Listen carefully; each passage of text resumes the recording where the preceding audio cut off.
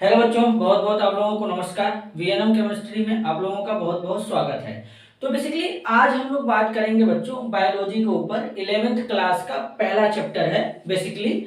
और इसमें ध्यान देने वाली बात यह है कि हम लोग जितना भी टॉपिक डिस्कस करेंगे सारा का सारा टॉपिक एनसीईआरटी से डिस्कस करेंगे। सबसे पहले तो ये हमारे दिमाग में पॉइंट ऑफ व्यू होना चाहिए कि सर हम कहाँ से प्रीफर कर रहे हैं चीजों को, क्योंकि अपने जो सीयूईटी और नीट लेवल पे जो क्वेश्चन आता है ना वो अपने एनसीईआरटी से आता है। तो इसलिए एनसीईआरटी को प्रीफर करना जरूरी है और हम लोग एनसीईआरटी को ही मान के चलेंगे। सबसे पहला बात ये ध्यान देंगे यहाँ पे।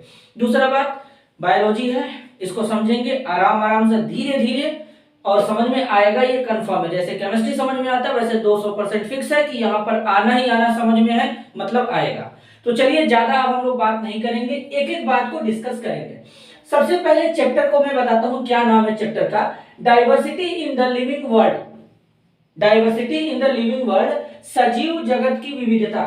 सबसे पहले जब भी डाइवर्सिटी वर्ड आना चाहिए, डाइवर्सिटी, तो डाइवर्सिटी वर्ड आते ही हमारे दिमाग में क्या इमेज चलना चाहिए, क्या होना चाहिए, इसका मतलब मैं समझाता हूं। अगर किसी को डाइवर्सिटी का मतलब नहीं समझ में आता तो यहां पे लिखा है विविधता। अब इसका मतलब क्या है सर, डाइवर्सिटी का मतलब क्या है? तो देखो डाइवर्सिटी जो होता है इसका मतलब होता है कि हम अपने आसपास, मतलब हम लोग अपने चारों तरफ क्या देखते हैं, अलग अलग प्रकार के एनिमल देखते हैं, जानवर देखते हैं, अलग अलग प्रकार के प्लांट यानी पेड़ देखते हैं। तो ये सब क्या है, एक तरीके से डाइवर्सिटी है। कैसे समझते हैं, देखो डाइवर्सिटी को समझने का तरीका, जैसे मान लो हम गाय देखते हैं, कुत्ता हो गया, बिल्ली हो गया, तो ये है तो तीनों एनिमल मतलब जानवर हैं, लेकिन तीनों में डिफरेंस है। तीनों में डिफरेंस है। क्या डिफरेंस है? तीनों में खाने का डिफरेंस है कि मतलब किस टाइप्स का भोजन यानी खाना खाते हैं तीनों के तीनों। तीनों में चलने का, रहने का, तीनों का आवाज बोलने का तरीका, मतलब इनका मैक्सिमम प्रॉपर्टी जो होता है वो अलग अलग है। अब सबसे बड़ी बात यह है बेटा कि गाय में अगर हम देखेंगे तो गाय में भी अलग अलग प्रकार के स्पीसीज मिलेंगे, बिल्ली में भी अलग अलग प्रकार के स्पीसीज मिलेगा, शेर में अलग अलग प्रकार का स्पीसीज मिलेगा, कुत्ते का अलग अलग प्रकार का स्पीसीज होता है। तो ये कहीं ना कहीं चीजों को अलग बना रहा है, तो इसी को नाम दिया गया डाइवर्सिटी। इसी को नाम दिया गया डाइवर्सिटी। जैसे मान लो सपोज पहले के जो मनुष्य थे, मतलब पहले के मनुष्य थे जो आदि मानव थे, जो नंगे पुंगे घूमते थे, जंगलों में भटकते थे, लेकिन आज के कैसे हैं? आज के जो मानव है वेल एजुकेटेड है, मतलब उनके पास शिक्षा है, साइंस के क्षेत्र में बहुत बड़ा काम कर चुके हैं, अपना विज्ञान कहां से कहां पहुंच गया। तो ये भी एक तरीके का विभिन्नता है, डाइवर्सिटी है। अब जैसे मान लो किसी प्राणी के दो बेटे हैं या दो बेटियां हैं, अब एक को क्या करते हैं कि हम घर में चुपचाप बंद करके रखते हैं, बचपन से ही बंद करके उसको बड़ा करेंगे, और एक को क्या करेंगे, बाहर घुमाएंगे फिराएंगे, माहौल दिखाएंगे। तो वो क्या करेगा, जब बाहर घूमेगा फिरेगा तो देखेगा माहौल क्या है, बोलने का तरीका, रहने का तरीका, पढ़ने का तरीका, लिखने का तरीका, बैठने तक का तरीका उसको पता होगा। लेकिन जो रूम के अंदर बंद रहेगा उसको क्या पता होगा, उसको कुछ नहीं पता होगा। यहां तक कि अगर वो 25 साल का भी हो जाएगा तभी वो बोल नहीं पाएगा। क्यों? क्योंकि वो ऐसे माहौल में बड़ा हुआ है जहां पर आज तक किसी ने बात ही नहीं किया, जहां पर किसी ने आज तक बात ही नहीं किया। तो जब वो किसी को बात करते देखेगा नहीं, सुनेगा नहीं, तो बताओ वो उसका विकास, डेवलपमेंट कैसे होगा? नहीं हो सकता। तो ये चीज हमको समझना जरूरी है। डाइवर्सिटी का मतलब हमको समझ में आना चाहिए। डेफिनेशन कॉपी में लिखने से कुछ नहीं होता है। तो सबसे पहले चीजों को क्लियर होना चाहिए। जो एक एक वर्ड होता है ना, एक एक वर्ड क्लियर होना चाहिए। अगर वर्ड का मतलब क्लियर हो ना तो पढ़ने का मजा ही अलग होता है। तो इसलिए चीजों को ध्यान देना तुम लोग। चलो अब समझ में आया होगा डाइवर्सिटी का मतलब, क्लियर है? आगे चलते हैं। अब देखो, तो डाइवर्सिटी का मतलब समझ में आ गया कि मतलब जो हमारे सजीव जगत, मैंने बोला मतलब लिविंग वर्ड जरूर हम लोग बोल रहे हैं। अब ऐसा नहीं कि हमारे लिविंग वर्ड में नॉन लिविंग यानी निर्जीव पदार्थ नहीं है, बिल्कुल है। तो लिविंग वर्ड इसलिए बोल रहे हैं क्योंकि हम लोग जितने भी लिविंग चीज हैं उससे रिलेट कर रहे हैं चीजों को कहीं ना कहीं। और हम लोग खुद ये क्या है, हम लोग खुद एनिमल यानी ह्यूमन जो होते हैं ये एनिमल के कैटेगरी में आते हैं बेटा, ये चीज ध्यान देना। आगे चलते हैं। तो देखो सबसे पहले बायोलॉजी का मतलब समझो। मैं स्टार्टिंग से स्टार्ट कर रहा हूं। तो बायोलॉजी जो है दो वर्ड से मिलकर बना है। पहले चीजों को ध्यान से समझो। जो बायोलॉजी है वो दो वर्ड से मिलकर बना है। बायोज मतलब होता है लाइफ और लॉग्स मतलब होता है स्टडी। या इसी को डिस्कोर्स या स्टडी कहते हैं। मतलब जिसमें हम लोग एनिमल के बारे में पढ़ते हैं, प्लांट के बारे में पढ़ते हैं, वो हमारा बायोलॉजी होता है। मतलब जिसमें हम लोग एनिमल के बारे में पढ़ेंगे, प्लांट के बारे में पढ़ेंगे, वो हमारा बायोलॉजी होगा। अब प्लांट में भी हमारे बहुत सारे कैटेगरी चलते हैं, एक हर्ब होता है, दूसरा सर्ब होता है, तीसरा ट्री होता है। तो ये सब डिस्कस करेंगे, एक एक बात को डिस्कस करेंगे। तो ये चीज हमारा होता है बायोलॉजी, इस चीज को ध्यान देना। हाँ, लेकिन मैंने बोला प्लांट और एनिमल के बारे में पढ़ते हैं तो कहीं ना कहीं लिविंग बीइंग के बारे में पढ़ते हैं, जो जिंदा है, जो ग्रोथ करता है, जो सांस लेता है, उसके बारे में पढ़ते हैं। तो ये बायोलॉजी का मतलब होता है। ये अपने को नाम का मतलब पता होना चाहिए। अगर कल को हमसे कोई उठ करके पूछता है कि बायोलॉजी का फादर कौन है, तो एरिस्टोटल, इंग्लिश में एरिस्टोटल कहते हैं, हिंदी में अरस्तु कहते हैं। तो अरस्तु जो है ये एक ऐसा साइंटिस्ट है जिसको बायोलॉजी का पिता कहते हैं। क्लियर? आगे चलते हैं।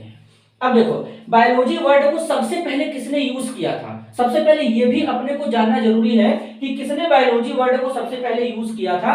तो जिसने बायोलॉजी वर्ड को सबसे पहले यूज किया था उनका नाम था लैमार्क और ट्रेविरेनस।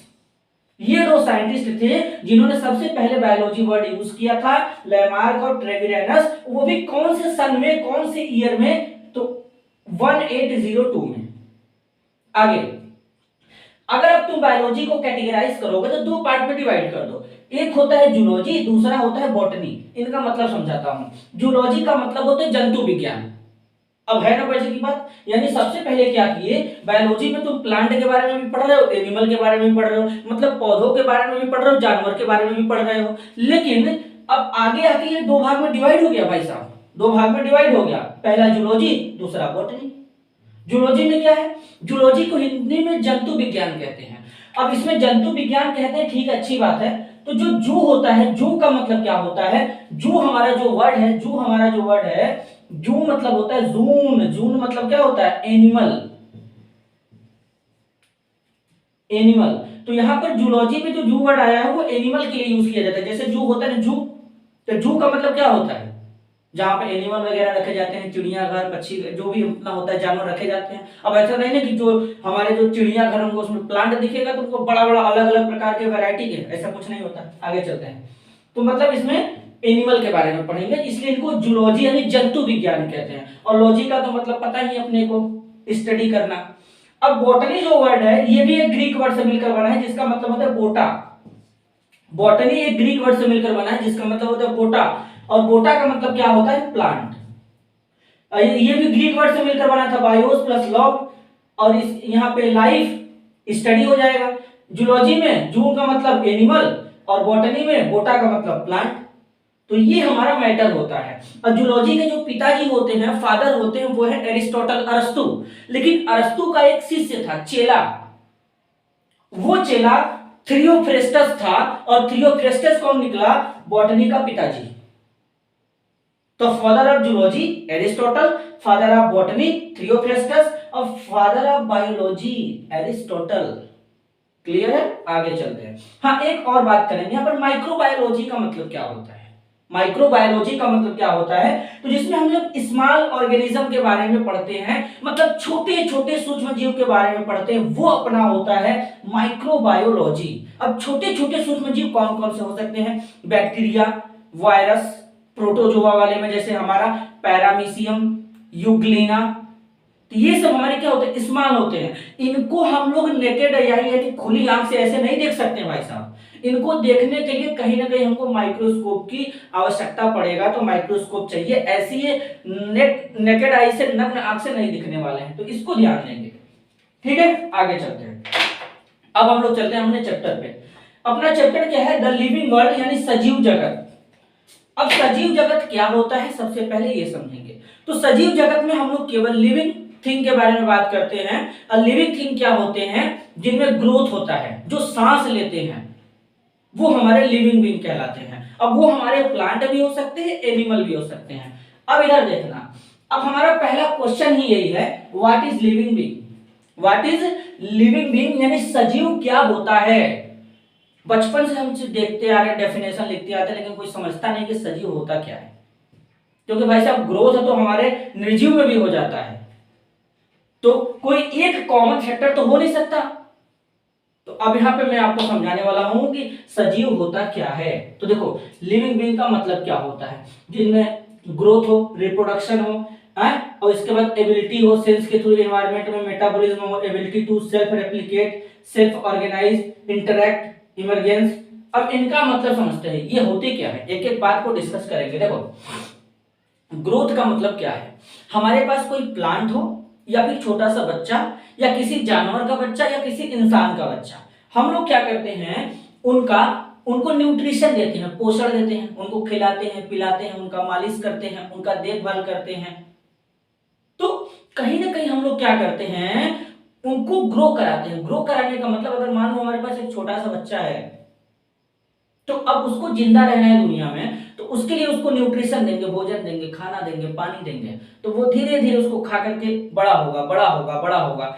अभी छोटा है, फिर इतना बड़ा होगा, एक दिन इतना बड़ा हो जाएगा, एक दिन इतना बड़ा हो जाएगा कि उसके खुद बच्चे आ जाएंगे, चुन्नू मुन्नू। तो सोचो, तो ये हमारा क्या हो गया, ये हमारा कहीं ना कहीं एक ग्रोथ होता है, जो कि प्लांट में भी होता है, एनिमल में भी होता है। अब ये ग्रोथ अलग अलग तरीके से भी हो सकता है। जैसे एक फॉर एग्जांपल मैं समझाता हूं, जैसे छिपकली देखे हो, छिपकली देखे होगे तुम लोग। तो छिपकली क्या होता है, हालांकि देखो अभी तो अभी जो ठंडी का जो समय चल रहा है, माहौल चल रहा है, इस समय तुमको छिपकली देखने के लिए नहीं मिलेगा। रीजन मैं समझाता हूँ। जो छिपकली होता है, हालांकि छिपकली जो होता है हेमीडेक्टाइलस, इसका जूलॉजिकल नाम होता है छिपकली का, ठीक है। तो जो छिपकली है, ये ठंडे समय में तुमको नहीं दिखेगा।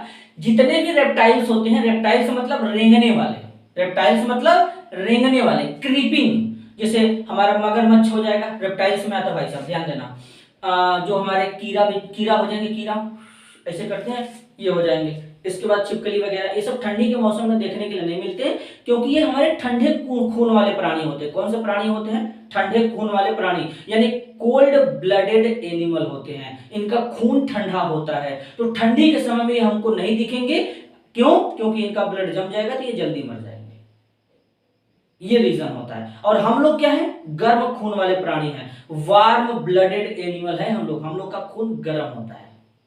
हम लोग ठंडी के समय में अपने बॉडी का टेम्परेचर मेंटेन करने के लिए कवर करते हैं, केवल कपड़े वगैरह यानी स्वेटर जैकेट पहनते हैं। क्लियर हुआ। तो छिपकली को जब तुम देखोगे तो उसका पूंछ जो होता है ना, पूंछ टूट जाता है, वो वापस से आ जाता है। तो ये भी कहीं ना कहीं एक तरीके से ग्रोथ है। अब हम लोग का ऐसा बात नहीं है बॉडी में कि हाथ कवर गया नया हाथ आएगा, ऐसा कुछ नहीं होता। तो इसे ग्रोथ कहते हैं बेटा। रिप्रोडक्शन मतलब जनन, रिप्रोडक्शन मतलब देखोगे, कुत्ते का बच्चा होता है, गाय का बच्चा होता है, हाथी का बच्चा होता है। तो फाइनली लाइट आ गया दोस्तों, बड़ा लंबा आधा घंटा वेट किए थे, तब लाइट आया जाके। तो हम लोग ग्रोथ तक समझ चुके थे, कहां तक, ग्रोथ तक। अब समझते हैं रिप्रोडक्शन। रिप्रोडक्शन का मतलब क्या होता है, जनन होता है। जैसे मतलब जनन मतलब जैसे हम क्या कर सकते हैं, अपने जैसा बच्चा पैदा कर सकते हैं। जैसे मान लो, मतलब फीमेल, जैसे मान लो गाय का बच्चा होता है, कुत्ते का बच्चा होता है, हाथी का बच्चा होता है, इंसान का बच्चा होता है। तो ये कैसे हुआ, कहीं ना कहीं ये रिप्रोडक्शन जिस तरीके से हुआ है उसका नाम है रिप्रोडक्शन, जनन, प्रजनन, ये उसी का नाम है। तो कहीं ना कहीं ये भी हमारा सजीव का एक कैरेक्टर है, लक्षण है। जैसे ग्रोथ था वैसे ये है। अब एबिलिटी टू सेंस इन्वायरमेंट मतलब पर्यावरण के प्रति संवेदनशील। जैसे मान लो पर्यावरण के प्रति संवेदनशील मतलब क्या होता है, जैसे एडाप्टेशन एक होता है जिसको अनुकूलन कहते हैं। तो एडाप्टेशन का मतलब क्या होता है, जैसे मान लो, सीधा समझो कि अगर कोई प्राणी अपने बॉडी को हमारे इन्वायरमेंट के अकॉर्डिंग अगर ढाल नहीं पाएगा, तो हम बोलेंगे वो आने वाले समय में सरवाइव नहीं कर पाएगा। जैसे कि जिराफ, पहले के जिराफ छोटे हुआ करते थे, लेकिन अब छोटे थे तो जमीन पे जितने भी घास फूस थे उसको खाते थे। लेकिन एक टाइम के बाद घास फूस खत्म हो गया, तो अब बड़े बड़े प्लांट में घास फूस को खाने के लिए उनको बड़ा तकलीफ होता था। तो तकलीफ होने का मतलब क्या हुआ, तो जो थ्योरी था डार्विन और लैमार्क का, तो उसी में बताया गया था ना कि मतलब अब वो क्या किए, धीरे धीरे उचकना शुरू किए। तो उचकना शुरू किए तो कहीं ना कहीं अब दोनों लोगों का अपना अलग अलग हाइपोथेसिस था। किसी का कहना था कि उचकना शुरू किए, उनका गर्दन लंबा हो गया, और किसी का कहना था कि छोटे गर्दन वाले जिराफ मर गए, बड़े गर्दन वाले जिराफ बनते गए। तो ये सब अलग अलग हाइपोथेसिस है। तो कहीं ना कहीं मतलब ये क्या होता है, एडॉप्टेशन होता है। मतलब अगर हम बहुत ठंडी है, जैसे इस समय ठंड है, तो अब हम क्या करेंगे कि अब हम कोशिश करेंगे कि अपने बॉडी को इन्वायरमेंट के अकॉर्डिंग ढालें ताकि हमको ठंडी ना हो लगे। तो ये एडाप्टेशन होता है, अनुकूलन होता है, मतलब जैसा इन्वायरमेंट हो वैसा हम अपने आप को बना लें। अगर हम वैसा नहीं बना पाए, जैसे टेम्परेचर मान लो हमारे इन्वायरमेंट का 50 डिग्री सेल्सियस हो गया, ऐसा मान लो, अब हम क्या करेंगे, कोशिश करेंगे अपने बॉडी को ऐसा बनाएंगे कि वो 50 डिग्री का भी ताप सह ले। अगर नहीं सह पाए तो सरवाइव नहीं करेंगे, और अगर सह लिए तो सरवाइव कर जाएंगे। तो ये हमारा होता है कहीं ना कहीं एबिलिटी होता है हमारे अंदर, ये अलग प्रकार का मेटाबॉलिज्म। मेटाबॉलिज्म को हिंदी में उपापचय कहते हैं। तो सुनो, हमारे बॉडी में जब कोई चीज बनता है तो वो मेटाबॉलिज्म के अंदर आता है, और जब कोई चीज टूटता है तो वो कैटाबॉलिज्म के अंतर्गत आता है। तो इसको भी ध्यान देना। तो ये भी कहीं ना कहीं ये क्या है, ये भी हमारे एक सजीव के कैरेक्टर हैं। और एक और जैसे मैं बता रहा हूं, जैसे सांस लेना, जैसे हम लोग सांस लेते हैं ना, रेस्पिरेशन है के अंतर्गत आता है, जिसे श्वासोच्छ्वास भी कहते हैं। तो ये भी कहीं ना कहीं क्या है, अपना एक सजीव का कैरेक्टर है। Ability to self replicate. अब रेप्लिकेट का मतलब क्या होता है, जैसे हमारे अंदर आरएनए पाया जाता है, हमारे बॉडी के अंदर आरएनए रेप्लिकेट करता है कि नहीं करता है, तो ये भी कहीं ना कहीं ये क्या है, एक प्रॉपर्टी है। इसके अलावा सेल्फ ऑर्गेनाइज। सेल्फ ऑर्गेनाइज का मतलब खुद को संगठित करना। जैसे छोटा सा सेल होता है, सेल छोटा छोटा मिलकर ये क्या बनाता है, सेल मिलकर क्या बनाता है, टिश्यू बनाता है। तो इसी तरीके से टिश्यू मिलकर के क्या बनाएंगे, मसल्स। तो इसी तरीके से ये क्या होता है, सेल्फ ऑर्गेनाइज होते हैं। इंटरैक्ट करना मतलब किसी के साथ प्रतिक्रिया करना, बातचीत करना। इसके बाद इमरजेंस का मतलब होता है उद्गमन, जैसे मतलब व्यवहारिक तरीके से। तो ये सब चीजें कहीं ना कहीं क्या होता है, एक सजीव का कैरेक्टर है। तो कहीं ना कहीं ये सारा चीज इसमें आता है। ठीक है। अब जैसे ये जैसे निर्जीव में भी कभी कभी ग्रोथ होता है। जैसे ये नाखून है, नाखून के ऊपर वाला हिस्सा जो एकदम बढ़ चुका है वो कहीं ना कहीं निर्जीव के कैटेगरी में आता है, नॉन लिविंग के बीइंग के कैटेगरी में आता है। लेकिन ये जो हिस्सा हमारे ये स्किन से चिपका हुआ है, ये हमारे कौन सी कैटेगरी में आता है, लिविंग बीइंग के कैटेगरी में आता है। इसको काटोगे दर्द होगा, उसको काटोगे दर्द नहीं होगा। लेकिन कभी कभी क्या होता है कि जैसे मान लो कोई हमारा सोल्जर वगैरह या कोई आतंकवादी है, अब वो कश्मीर के साइड में जहां पे बहुत सारा ढेर सारा बर्फ जमा हुआ है, वहां पर क्या करता है कि मान लो मर गया, कोई उसको नहीं देखा, वो बर्फ में धीरे धीरे दब गया। अब बर्फ में धीरे धीरे दबने के बाद बहुत नीचे दब गया, तो वहां पे क्या होता है, उसका बाल, दाढ़ी, नाखून ये सब बढ़ता रहता है। कैसे, मरने के बाद भी कैसे बढ़ता रहता है। तो इस केस में क्या होता है, उसके बॉडी से प्रोटीन तो मिलता रहता है, क्योंकि बर्फ में टेम्परेचर क्या होता है, 0 डिग्री, और वहां पे तो भाई साहब माइनस में होता है। तो उतने कम टेम्परेचर पे कोई भी माइक्रो ऑर्गेनिज्म हमारे बॉडी में ग्रो ही नहीं कर सकता। तो ये प्रोटीन सब बचा होता है, और यही प्रोटीन हमारे नाखून, बाल, दाढ़ी को मिलता रहता है, वो बड़ा होता रहता है। तो ये अलग एक फंडा हो गया। तो इस तरीके से इसका ये आज का इंट्रोडक्शन यानी एक हिस्सा भाग था। इस चैप्टर को कम से कम हम लोग 12 या 15 लेक्चर में खत्म करेंगे, 12 या 15 लेक्चर में खत्म करेंगे। तो इस तरीके से आज का ये इंट्रोडक्शन वाला पार्ट था, और हम लोग समझ लिए कि सजीव क्या होता है। क्लियर हुआ बेटा? तो मिलते हैं अगले वीडियो में। अगर वीडियो पसंद आए तो लाइक करिएगा। तब तक के लिए धन्यवाद।